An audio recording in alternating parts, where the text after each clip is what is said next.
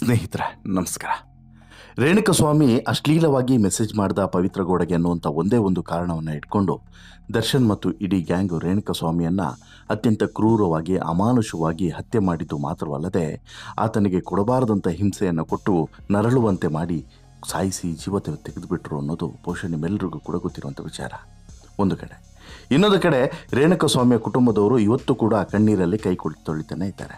ರೇಣುಕಸ್ವಾಮಿ ಸಾಚ ಅಲ್ಲದೇ ಇದ್ದರೂ ಕೂಡ ರೇಣುಕಸ್ವಾಮಿಯ ಮನೆಯವರು ಮಾತ್ರ ಏನು ತಪ್ಪನ್ನು ಮಾಡಿರಲಿಲ್ಲ ಅಲ್ವಾ. ಈ ನೋವು, ಈ ವೇದನೆ, ಆ ಮಗನನ್ನು ಕಳ್ಕೊಂಡಂತಹ ಒಂದು ನರಕ ಯಾತನೆ ಬಹುಶಃ ಯಾರಿಗೂ ಕೂಡ ಅಂತಹದ್ದೊಂದು ನೋವು ಬರಬಾರ್ದು.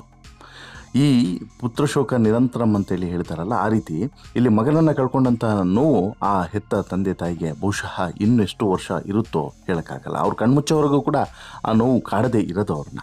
ಇನ್ನೊಂದು ಕಡೆ ಕಟ್ಕೊಂಡಂಥ ಹೆಂಡತಿ, ಹೊಟ್ಟೆಯಲ್ಲಿರುವಂಥ ಮಗು, ಇವೆಲ್ಲದೂ ಕೂಡ ಒಂದು ಭಾಗವಾದರೆ ಮತ್ತೊಂದು ಕಡೆ ದರ್ಶನ್ ಕುಡಿದ ನಶೆಯಲ್ಲಿ ಮಾಡಿದಂಥ ಒಂದೇ ಒಂದು ಎಡವಟ್ಟು ಈಗ ಇಲ್ಲಿಗೆ ಬಂದು ನಿಂತಿದೆ. ಕಳೆದ 3 ವಾರಗಳಿಂದ ದರ್ಶನ್ ಪ್ರಕರಣ ಇಡೀ ರಾಜ್ಯದಾದ್ಯಂತ ದೊಡ್ಡ ಮಟ್ಟದಲ್ಲಿ ಸುದ್ದಿ ಮಾಡ್ತಿದೆ.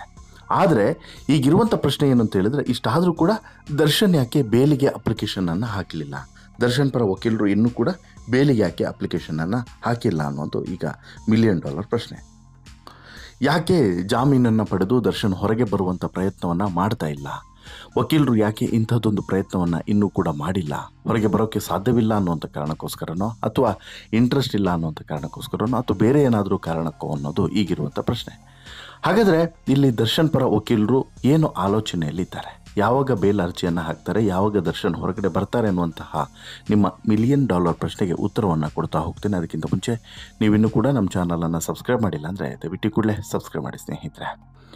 ರೇಣುಕಸ್ವಾಮಿಯ ಹತ್ಯೆ ಪ್ರಕರಣದಲ್ಲಿ ಅರೆಸ್ಟ್ ಆಗಿರುವಂತಹ ದರ್ಶನ್ ಮತ್ತು ಇನ್ನುಳಿದಂತಹ 17 ಜನ ಆರೋಪಿಗಳೇನಿದ್ದಾರೆ, ಇವರಿಗೆ ಈಗ ದಿನದಿಂದ ದಿನಕ್ಕೆ ಸಂಕಷ್ಟ ಹೆಚ್ಚಾಗ್ತಿದೆ. ಒಂದು ಕಡೆ ದರ್ಶನ್ ಆದರೆ ಮತ್ತೆ ಇನ್ನೊಂದು ಕಡೆ 16 ಜನ ಉಳಿದಂಥ ಆರೋಪಿಗಳು. ಅವರಷ್ಟೋ ಜನರಿಗೂ ಕೂಡ ಈಗ ದೊಡ್ಡ ಚಾಲೆಂಜಸ್ ಆಗಿರುವಂಥದ್ದು ಏನು, ಬೇಲ್ ಪಡೆದು ಹೊರಗಡೆ ಬರೋದು. ದರ್ಶನ್ ಹೊರಗಡೆ ಬಂದಷ್ಟು ಈಸಿಯಾಗಿ ಇನ್ನುಳಿದವರು ಬರೋಕ್ಕೆ ಸಾಧ್ಯವಿಲ್ಲ. ಯಾಕಂತ ಹೇಳಿದ್ರೆ ಅಷ್ಟರ ಮಟ್ಟಿಗೆ ಫಿನಾನ್ಷಿಯಲಿ ಕೂಡ ಸ್ಟ್ರಾಂಗ್ ಇಲ್ಲ, ಹಾಗೆಯೇ ಅಷ್ಟು ದೊಡ್ಡ ಸಪೋರ್ಟರ್ಸ್ ಕೂಡ ಯಾರೂ ಕೂಡ ಇಲ್ಲ ಇಲ್ಲಿ. ಆದರೆ ಇಲ್ಲಿ ದರ್ಶನ್ಗೆ ಇಷ್ಟೆಲ್ಲ ಇದ್ದರೂ ಕೂಡ ವಕೀಲರ ದೊಡ್ಡ ತಂಡವನ್ನೇ ವಿಜಯಲಕ್ಷ್ಮಿ ನೇಮಿಸಿದ್ದಾರೆ. ಜೊತೆಗೆ ಒಳ್ಳೊಳ್ಳೆ ವಕೀಲರನ್ನೇ ಸಂಪರ್ಕ ಮಾಡಿದ್ದಾರೆ, ಲೀಗಲ್ ಒಪಿನಿಯನನ್ನು ಪಡೆದಿದ್ದಾರೆ. ಇಷ್ಟೆಲ್ಲ ಇದ್ರೂ ಕೂಡ ಯಾಕಿನ್ನೂ ಕೂಡ ಬೇಲ್ ಅಪ್ಲಿಕೇಶನನ್ನು ಹಾಕಿಲ್ಲ ಅನ್ನೋದು ಈಗ ಇರುವಂಥ ಪ್ರಶ್ನೆ. ರೇಣುಕಸ್ವಾಮಿಯ ಪ್ರಕರಣದಲ್ಲಿ ಪರಪ್ಪನ ಅಗ್ರಹಾರ ಸೇರಿರುವಂಥ ದರ್ಶನ್ ಇದಕ್ಕೂ ಮುಂಚೆ ಸ್ಟೇಷನ್ನಲ್ಲಿ 2 ವಾರ ಇದ್ದರು. 2 ವಾರ ಆದರೂ ಕೂಡ ದರ್ಶನ್ಗೆ ಅಲ್ಲೂ ಕೂಡ ಬೇಲ್ ಗ್ರಾಂಟ್ ಆಗಲಿಲ್ಲ, ಇಲ್ಲೂ ಕೂಡ ಬೇಲನ್ನು ಕೊಡಲಿಲ್ಲ. ಯಾಕಂತ ಹೇಳಿದ್ರೆ ಇನ್ನೂ ಕೂಡ ವಕೀಲರು ಬೇಲ್ ಅರ್ಜಿಯನ್ನು ಸಲ್ಲಿಸಿಲ್ಲ. ಇನ್ನಷ್ಟೇ ಬೇಲ್ ಅರ್ಜಿಯನ್ನು ಹಾಕಬೇಕು ಅನ್ನೋಂಥ ಕಾರಣಕ್ಕೋಸ್ಕರ ಸಿದ್ಧತೆಯನ್ನು ಮಾಡ್ಕೊಳ್ತಿದ್ದಾರೆ ಅನ್ನೋಂಥ ಮಾಹಿತಿ ಇದೆ. ಈಗಾಗಲೇ ನ್ಯಾಯಾಂಗ ಬಂಧನದಲ್ಲಿರುವಂಥ ಕಾರಣ ಬೇಲ್ ಅರ್ಜಿಯನ್ನು ಸಲ್ಲಿಸೋದಕ್ಕೆ ನಿನ್ನೆಯೂ ಕೂಡ ಅವಕಾಶ ಇತ್ತು, ಇವತ್ತು ಕೂಡ ಅವಕಾಶ ಇದೆ, ನಾಳೆಯೂ ಕೂಡ ಇದೆ. ಆದರೆ ಅದ್ಯಾಕೋ ಏನೋ ಆರೋಪಿ ಪರ ಇರುವಂತಹ ಬೇಲ್ ಅರ್ಜಿಯನ್ನು ಇನ್ನೂ ಕೂಡ ಸಲ್ಲಿಕೆ ಮಾಡಿಲ್ಲ. ಮತ್ತೊಂದು ಕಡೆ 2 ದಿನಗಳಿಂದ ಜೈಲಿನಲ್ಲಿರುವಂಥ ದರ್ಶನ್ ಭೇಟಿಯಾಗೋದಕ್ಕೆ ಆಪ್ತರು, ಕುಟುಂಬಸ್ಥರು ಎಲ್ಲರೂ ಕೂಡ ಪರಪ್ಪನ ಅಗ್ರಹಾರದತ್ತ ಹೆಜ್ಜೆಯನ್ನು ಹಾಕ್ತಿದ್ದಾರೆ. ರೇಣುಕಸ್ವಾಮಿಯ ಪ್ರಕರಣದಲ್ಲಿ ಪರಪ್ಪನ ಅಗ್ರಹಾರದ ಪಾಲಾಗಿರುವಂಥ ದರ್ಶನ್ ಹೊರಬರೋದು ಅಷ್ಟು ಸುಲಭದ ಮಾತಲ್ಲ ಅನ್ನೋದು ಕೂಡ ಈಗ ಈ ವಕೀಲರ ಮಾತುಗಳು. ಯಾಕೆಂದರೆ ದರ್ಶನ್ ವಿರುದ್ಧ ದಾಖಲಾಗಿರುವಂಥ ಸೆಕ್ಷನ್ಗಳು ತುಂಬ ಸ್ಟ್ರಾಂಗ್ ಆಗಿವೆ. ಹೀಗಾಗಿ ನಟ ದರ್ಶನ್ ಮತ್ತು ಗ್ಯಾಂಗಿಗೆ ಜಾಮೀನು ಸಿಗೋದು ದೊಡ್ಡ ಸವಾಲಿನ ಮಾತು ಅಂತಿದ್ದಾರೆ. ನ್ಯಾಯಾಂಗ ಬಂಧನದಲ್ಲಿರುವಂಥ ನಟ ದರ್ಶನ್ ಪರ ವಕೀಲರು ಜಾಮೀನು ಅರ್ಜಿಯನ್ನು ಸಲ್ಲಿಸಲಿದ್ದಾರೆ ಮಂಗಳವಾರ ಅನ್ನುವಂಥ ಮಾಹಿತಿ ಇತ್ತು. ಆದರೆ ಸದ್ಯಕ್ಕೆ ಬೇಲ್ ಅರ್ಜಿಯನ್ನು ಸಲ್ಲಿಸಿದಂತಹ, ಅಂದರೆ ಸೋಮವಾರದವರೆಗೂ ಕೂಡ ಬೇಲ್ ಅರ್ಜಿಯನ್ನು ಸಲ್ಲಿಸಿದಂತಹ ಡಿ ಗ್ಯಾಂಗ್ ಪರ ವಕೀಲರು ಕಾದು ನೋಡೋದಕ್ಕೆ ಮುಂದಾಗಿದ್ದಾರೆ ಅನ್ನೋಂಥ ಮಾಹಿತಿ ಇದೆ. ನಟ ದರ್ಶನ್ ಆ್ಯಂಡ್ ಗ್ಯಾಂಗ್ ಈ ಡೆಡ್ಲಿ ಕೃತ್ಯಕ್ಕೆ ಇಡೀ ರಾಜ್ಯದ ಜನತೆ ಶಾಕ್ ಆಗಿದ್ದಾರೆ. ಪೊಲೀಸ್ ತನಿಖೆಯಲ್ಲಿ ರೇಣುಕಸ್ವಾಮಿಯ ಹತ್ಯೆ ಪ್ರಕರಣದಲ್ಲಿ ಎಲ್ಲ ಆರೋಪಿಗಳು ಕೂಡ ಭಾಗಿಯಾಗಿರೋದು ದೃಢಪಟ್ಟಿದೆ. ನಟ ದರ್ಶನ್ ಸೇರಿದಂತೆ ಹಲವು ಆರೋಪಿಗಳು ಪ್ರಭಾವಿಗಳು ಕೂಡ ಆಗಿದ್ದಾರೆ. ವ್ಯವಸ್ಥಿತವಾಗಿ ಸಾಕ್ಷಿಗಳನ್ನು ನಾಶ ಮಾಡುತ್ತಾರೆ ಅನ್ನುವಂತಹ ಒಂದು ಅನುಮಾನವೂ ಕೂಡ ಇದೆ. ಯಾಕಂದರೆ ಆರಂಭದಲ್ಲಿ ಅಂಥ ಕೆಲಸವನ್ನು ಮಾಡಿದ್ದು. ಹೀಗಾಗಿ ಪೊಲೀಸರು ತನಿಖಾ ವರದಿಯಲ್ಲಿ ಇದನ್ನು ಕೂಡ ಉಲ್ಲೇಖ ಮಾಡಿದ್ದಾರೆ. ದರ್ಶನ್ ಹಣ ಬಲವಿರುವಂತಹ ವ್ಯಕ್ತಿ, ಜೊತೆಗೆ ಅಭಿಮಾನಿಗಳಿಂದ ಬೆದರಿಕೆಯನ್ನು ಕೂಡ ಹಾಕಿಸ್ತಿರುವಂಥ ಕಾರಣಗಳನ್ನು ನೀಡಿ ಜಾಮೀನಿಗೆ ಪೊಲೀಸರು ಆಕ್ಷೇಪವನ್ನು ಎತ್ತುತ್ತಿದ್ದಾರೆ. ಹೀಗಾಗಿ ಚಾರ್ಜ್ ಶೀಟ್ನಲ್ಲಿರುವಂತಹ ಅಥವಾ ಚಾರ್ಜ್ ಶೀಟ್ ಸಲ್ಲಿಸುವವರೆಗೂ ಕೂಡ ಜಾಮೀನು ಪಡೆಯೋದು ದೊಡ್ಡ ಸವಾಲಾಗಿಯೇ ಈಗ ಪರಿಣಮಿಸಿದೆ. ಇನ್ನೊಂದು ಕಡೆ ಈ ರೇಣುಕಸ್ವಾಮಿ ಹತ್ಯೆ ಪ್ರಕರಣದಲ್ಲಿ ಪರಪ್ಪನ ಅಗ್ರಹಾರ ಸೇರಿರುವಂಥ ಪತಿಯನ್ನು ಬಿಡಿಸ್ಕೊಂಡು ಬರೋದಕ್ಕೆ ಪತ್ನಿ ವಿಜಯಲಕ್ಷ್ಮಿ ಹರಸಾಹಸವನ್ನೇ ಪಡ್ತಿದ್ದಾರೆ. ಈಗಾಗಲೇ ಸೋಮವಾರ ಮಗನ ಜೊತೆಗೆ ಜೈಲಿಗೆ ಬಂದು ಭೇಟಿ ಮಾಡಿರುವಂಥ ವಿಜಯಲಕ್ಷ್ಮಿ ಸಾಕಷ್ಟು ಅಂಶಗಳನ್ನು ದರ್ಶನ್ ಜೊತೆಗೆ ಚರ್ಚಿಸಿದ್ದಾರೆ. ಅಷ್ಟು ಮಾತ್ರವಲ್ಲದೆ ಹಿರಿಯ ವಕೀಲರಾಗಿರುವಂಥ ಸಿ.ವಿ. ನಾಗೇಶ್ ಅವರನ್ನು ಸಂಪರ್ಕಿಸಿ ಮಾತುಕತೆಯನ್ನು ನಡೆಸಿದ್ದಾರೆ. ಈ ಕೇಸ್ನಲ್ಲಿ ಲಾಕ್ ಆದ ಬಳಿಕ ಇದೇ ಮೊದಲ ಬಾರಿಗೆ ದರ್ಶನ್ ಭೇಟಿಗೆ ಪತ್ನಿ ವಿಜಯಲಕ್ಷ್ಮಿ ಹೋಗಿದ್ರೂ ಕೂಡ ಪುತ್ರ ವಿನೀಶ್ ಜೊತೆಗೆ ಪರಪ್ಪನ ಅಗ್ರಹಾರ ಜೈಲಿಗೆ ಆಗಮಿಸಿದಂಥ ವಿಜಯಲಕ್ಷ್ಮಿಯನ್ನು ಪೊಲೀಸರು ಮಾಧ್ಯಮಗಳ ಕಣ್ತಪ್ಪಿಸಿ ಬೇರೊಂದು ಕಾರಿನಲ್ಲಿ ಒಳಗಡೆ ಕರ್ಕೊಂಡು ಹೋಗಿ ಭೇಟಿ ಮಾಡಿಸಿದ್ದಾರೆ. ಸ್ಯಾಂಡಲ್ವುಡ್ನಲ್ಲಿ ದರ್ಶನ್ ಆಪ್ತ ವಲಯದಲ್ಲಿ ಗುರುತಿಸಿಕೊಂಡಿದ್ದಂಥ ನಟ ವಿನೋದ್ ಪ್ರಭಾಕರ್ ಕೂಡ ಜೈಲಿಗೆ ಹೋಗಿ ದರ್ಶನನ್ನು ಭೇಟಿ ಮಾಡಿದ್ದಾರೆ. ಜೊತೆಗೆ ಇನ್ನಿತರ ಸ್ನೇಹಿತರು ಬಂಧುಗಳು ಎಲ್ಲರೂ ಕೂಡ ದರ್ಶನನ್ನು ಭೇಟಿ ಮಾಡೋದಕ್ಕೆ ಬರ್ತಾ ಇದ್ದಾರೆ ಅನ್ನೋದು ಈಗ ಗೊತ್ತಾಗ್ತಿರುವಂಥ ಇನ್ಫಾರ್ಮೇಷನ್ಸು. ಇನ್ನೊಂದು ಕಡೆ ದರ್ಶನ್ ಈಗಾಗಲೇ ಸಿಕ್ಕಾಪಟ್ಟೆ ಮೌನವಾಗಿದ್ದಾರೆ. ಯಾಕಂತ ಹೇಳಿದ್ರೆ ದರ್ಶನ್ಗೆ ಈಗ ಒಂದೇ ಯೋಚನೆ, ಯಾಕೆ ನಾನು ಹೀಗೆ ಮಾಡಿಬಿಟ್ಟೆ, ಯಾಕೆ ನಾನು ಈ ತಪ್ಪನ್ನು ಮತ್ತೊಮ್ಮೆ ಮಾಡಿದೆ. ಯಾಕಂತ ಹೇಳಿದ್ರೆ 13 ವರ್ಷಗಳ ಹಿಂದೆ ಇದೇ ಪರಪ್ಪನ ಅಗ್ರಹಾರ ಜೈಲಿಗೆ ಹೋಗಿದ್ದಂಥ ಸಂದರ್ಭದಲ್ಲಿ ಮತ್ತು ಹೋಗಿ ಬಂದ ಬಳಿಕ ಒಂದು ಮಾತನ್ನು ಹೇಳಿದರು, ಇನ್ಯಾವತ್ತೂ ಕೂಡ ನಾನು ನನ್ನ ಅಭಿಮಾನಿಗಳಿಗೆ ನೋವಾಗುವಂಥ ಕೆಲಸವನ್ನು ನಾನು ಮಾಡೋದಿಲ್ಲ, ಇನ್ಯಾವತ್ತೂ ಕೂಡ ಇಂಥ ತಪ್ಪುಗಳನ್ನು ನಾನು ಮಾಡೋದಿಲ್ಲ, ಇನ್ಯಾವತ್ತೂ ಕೂಡ ನಾನು ಈ ಕೈಯನ್ನು ಮೇಲೆತ್ತುವಂಥ ಕೆಲಸವನ್ನು ಮಾಡೋದಿಲ್ಲ ಅಂತ ಹೇಳಿ ಅವತ್ತು ಹೇಳಿದರು.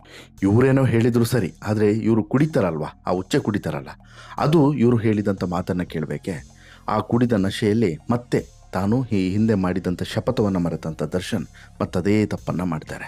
ಕೇವಲ ಒಂದೇ ಒಂದು ಕಾರಣವನ್ನು ಇಟ್ಕೊಂಡು ರೇಣುಕಾಸ್ವಾಮಿ ಪವಿತ್ರ ಗೌಡಗೆ ಇಂಥದ್ದೊಂದು ಮೆಸೇಜ್ ಮಾಡ್ದ ಅನ್ನುವಂಥ ಒಂದೇ ಒಂದು ಕಾರಣವನ್ನು ಇಟ್ಕೊಂಡು ಆತನಿಗೆ ಹಿಗ್ಗಾಮುಗ್ಗ ಹೊಡೆಯುವಂಥ ಈ ಗ್ಯಾಂಗು ಈ ಹಿಂದೆ ಮಾಡಿದ ರೀತಿಯಲ್ಲೇ ಇಲ್ಲೂ ಕೂಡ ಮಾಡಿದರೆ ಬಚಾವಾಗಬಹುದು ಅಂತೇಳಿ ಅಂದ್ಕೊಂಡಿತ್ತು. ಇನ್ಫ್ಯಾಕ್ಟು ದರ್ಶನ್ಗೆ ಈ ರೀತಿಯಾಗಿ ಜೀವ ತೆಗಿತಾರೆ ಅನ್ನುವಂಥ ವಿಚಾರ ಗೊತ್ತಿತ್ತೋ ಗೊತ್ತಿಲ್ವ ಅದು ಸೆಕೆಂಡ್ರಿ. ಬಟ್ ಆದರೆ ಇದು ಅಪಾಯಕಾರಿ ಅನ್ನೋದು ಬಹುಶಃ ಆತನಿಗೆ ಅರಿವಿರಬೇಕಾಗಿತ್ತು. ಜೊತೆಗೆ ನಾಳೆ ಇದು ಹೊರಗಡೆ ಗೊತ್ತಾದರೆ ಎಷ್ಟು ದೊಡ್ಡ ಕೆಟ್ಟ ಸಂದೇಶ ರವಾನೆ ಆಗುತ್ತೆ ಅನ್ನುವಂತಹ ಕಿಂಚಿತ್ತು ಪ್ರಜ್ಞೆ ದರ್ಶನ್ಗೆ ಇರಬೇಕಾಗಿತ್ತು. ಅದು ಯಾವುದು ಇದ್ದಿದ್ರೂ ಕೂಡ ಈ ರೀತಿಯಾದಂತಹ ದೊಡ್ಡ ಮಿಸ್ಟೇಕ್ ಆಗ್ತಿರಲಿಲ್ಲ. ಬಟ್ ದರ್ಶನಲ್ಲಿ ಮಾಡಿರೋದು ಸಹಜವಾಗಿ ಕ್ಷಮೆಗೆ ಅರ್ಹವಾದಂಥ ಘಟನೆ ಅಲ್ಲವೇ ಅಲ್ಲ, ಕ್ಷಮಿಸೋಕ್ಕೆ ಅಸಾಧ್ಯ. ಹೀಗಿರುವಾಗ ದರ್ಶನ್ ಮಾಡಿರುವಂಥ ಈ ಕೃತ್ಯವನ್ನು ಯಾರೂ ಕೂಡ ಸಮರ್ಥಿಸೋಕ್ಕೆ ಸಾಧ್ಯವೇ ಇಲ್ಲ. ಹಾಗಂದ ಮಾತ್ರಕ್ಕೆ ದರ್ಶನ್ಗೆ ಬೇಲ್ ಸಿಗುತ್ತಾ ಇಲ್ವಾ ಅನ್ನೋದು ಈಗಿರುವಂತಹ $1 ಮಿಲಿಯನ್ ಪ್ರಶ್ನೆ. ಕಾನೂನಿನ ಪ್ರಕಾರ ಅಥವಾ ಕಾನೂನು ಪರಿಣಿತರ ಪ್ರಕಾರ ಬೇಲ್ ಸಿಗೋದು ಸ್ವಲ್ಪ ಅನುಮಾನ ಅನ್ನುವಂಥ ಮಾತುಗಳು ಕೇಳಿಬರ್ತಿದೆ. ಇಮಿಡಿಯೇಟ್ಲಿ ಒಂದೇ ವಾರ ಅಥವಾ ಈ ವಾರ ಮುಂದಿನ ವಾರ ಅಷ್ಟು ಬೇಗವಾಗಿ ಬೇಲನ್ನು ಕೊಡುವಂಥ ಸಾಧ್ಯತೆ ತುಂಬ ವಿರಳ ಅನ್ನೋದು ಗೊತ್ತಾಗ್ತಿದೆ. ಹಾಗಂದ ಮಾತ್ರಕ್ಕೆ ದರ್ಶನ್ ಬಗ್ಗೆ ಚಾರ್ಜ್ ಶೀಟ್ನಲ್ಲಿ ಅಥವಾ ಈ ತನಿಖಾ ವರದಿಯಲ್ಲಿ ಏನೆಲ್ಲ ವಿಚಾರಗಳು ಗೊತ್ತಾಗಿದ್ದಾವೆ ಅದು ಪ್ರಮುಖ ಸಾಕ್ಷಿಯಾಗಿ ನಿಲ್ತದೆ. ಹಾಗೆಯೇ ಕೋರ್ಟ್ ಮುಂದೆ ಈಗ ಸರ್ಕಾರಿ ಪರ ವಕೀಲರು ಹಾಗೆಯೇ ದರ್ಶನ್ ಪರ ವಕೀಲರು ವಾದ ಮತ್ತು ಪ್ರತಿವಾದವನ್ನು ಆಲಿಸಿದ ನಂತರ ಜಡ್ಜ್ ಏನು ತೀರ್ಮಾನವನ್ನು ತೆಗೆದುಕೊಳ್ತಾರೆ ಅದರ ಮೇಲೆ ಈ ಪ್ರಕರಣ ನಿಂತಿದೆ. ಜೊತೆಗೆ ದರ್ಶನ್ ಬೇಲ ಭವಿಷ್ಯನೂ ಕೂಡ ನಿಂತಿದೆ ಅಂತಲೇ ಹೇಳ್ಬೋದು. ಒಟ್ಟಿನಲ್ಲಿ ಇಲ್ಲಿ ದರ್ಶನ್ಗೂ ಕೂಡ ಅವಕಾಶ ಇದೆ. ಈಗ ಈ ಲೋವರ್ ಬೆಂಚ್ ಕೋರ್ಟ್ನಲ್ಲಿ ಮೊದಲಿಗೆ ಈ ಬೇಲ್ ಅರ್ಜಿಯನ್ನು ಹಾಕ್ತಾರೆ. ಅಲ್ಲಿ ರಿಜೆಕ್ಟ್ ಆಯಿತು ಅಂತ ಹೇಳಿದ್ರೆ ಹೈಕೋರ್ಟಿಗೆ ಹೋಗ್ತಾರೆ. ಹೈಕೋರ್ಟಲ್ಲೂ ರಿಜೆಕ್ಟ್ ಆಯಿತು ಅಂತ ಹೇಳಿದ್ರೆ ಸುಪ್ರೀಂ ಕೋರ್ಟ್ವರೆಗೂ ಕೂಡ ಹೋಗುವಂಥ ಅವಕಾಶ ಇದೆ. ಹೀಗಾಗಿ ಆ ಲೆವೆಲ್ಗೆ ಹೋಗುತ್ತೋ ಅಥವಾ ಇಲ್ಲೇ ಬೇಲನ್ನು ಪಡಿತಾರ ಅಥವಾ ಮುಂದೂಡಿಕೆ ಮಾಡಿ ಮಾಡಿ ಮಾಡಿ ಮಾಡಿ ಮಾಡಿ ಸ್ವಲ್ಪ ಟೈಮ್ ಸೈಕಲ್ ಹೊಡಿಸಿ ನಂತರ ಬೇಲ್ ಕೊಡುವಂಥ ಕೆಲಸವನ್ನು ಮಾಡ್ತಾರೆ ಅನ್ನೋದು ಈಗ ಸದ್ಯಕ್ಕಿರುವಂಥ ಕುತೂಹಲ. ಬಟ್ ಸದ್ಯಕ್ಕಂತೂ ದರ್ಶನ್ ರಿಲೀಸ್ ಆಗೋದಿಲ್ಲ ಅನ್ನೋದನ್ನು ಬರೆದಿಟ್ಕೊಳ್ಳಿ ಅಂತೇಳಿ ಹೇಳ್ತಾ ಈ ಸ್ಟೋರಿಯನ್ನು ಮುಗಿಸ್ತಿದ್ದೇನೆ. ನಿಮಗೇನು ಅನಿಸುತ್ತೆ ಸ್ನೇಹಿತರೆ, ದರ್ಶನ್ ಯಾವಾಗ ರಿಲೀಸ್ ಆಗ್ಬೋದು, ಯಾವಾಗ ರಿಲೀಸ್ ಆಗಬೇಕು ಅಂತೇಳಿ ನಿಮಗೆ ಅನಿಸುತ್ತೆ ದಯವಿಟ್ಟು ಕಮೆಂಟ್ ಮಾಡಿ ತಿಳಿಸಿ. ಜೊತೆಗೆ ಈ ಸ್ಟೋರಿ ಇಷ್ಟ ಆಯಿತು ಅಂತ ಹೇಳಿದ್ರೆ ಲೈಕ್ ಮಾಡಿ, ಶೇರ್ ಮಾಡಿ, ಚಾನಲ್ಗೆ ಸಬ್ಸ್ಕ್ರೈಬ್ ಆಗೋದನ್ನು ಮರಿಬೇಡಿ. ಧನ್ಯವಾದ.